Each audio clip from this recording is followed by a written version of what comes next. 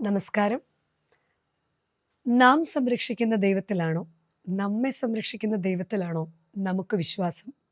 അതിൻ്റെ ഉത്തരം തത്വമസിയിലുണ്ട്. ഒരിക്കൽ ഒരു അപ്പൂപ്പനും കൊച്ചുമകനും.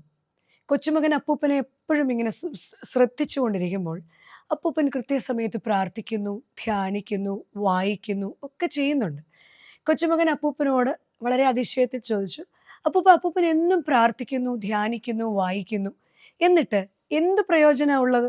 അല്ലെങ്കിൽ എന്താണ് അപ്പൂപ്പന് ഇതിൽ നിന്ന് ചെയ്യാൻ സാധിക്കുന്നത്? എന്താ ഓർത്തിരിക്കാൻ സാധിക്കുന്നത്? അപ്പൂപ്പൻ മറുപടിയായി അവനെ അടുക്കളയിലേക്ക് കൂട്ടിക്കൊണ്ടുപോയി. എന്നിട്ട് അടുക്കളയുടെ തട്ടും പുറത്ത് നിന്ന് ഒരു കറ പിടിച്ച അഴുക്ക് പുരണ്ട ഒരു കുട്ടയെടുത്ത് അവൻ്റെയിൽ കൊടുത്തു. ഈ കൊട്ട അവൻ്റെ കയ്യിൽ കൊടുത്തിട്ട് പറഞ്ഞു, അടുത്തുള്ള പുഴയിൽ ചെന്ന് നീ ഇതിൽ വെള്ളം കൊണ്ടുവരണം. വെള്ളം കൊണ്ടുവന്ന് നമ്മുടെ ഈ ചെറിയ ബക്കറ്റ് നിറയുന്ന വരെ വെള്ളം കൊണ്ടുവരണം.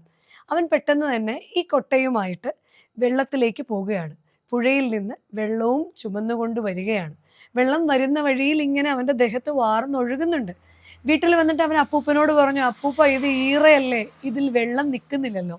അപ്പൂപ്പൻ പറഞ്ഞു, അതൊന്നും എനിക്കറിയണ്ട, നീ ഇങ്ങനെ നടന്ന് നടന്ന് കൊണ്ടുവന്നാൽ മതിയെന്ന്.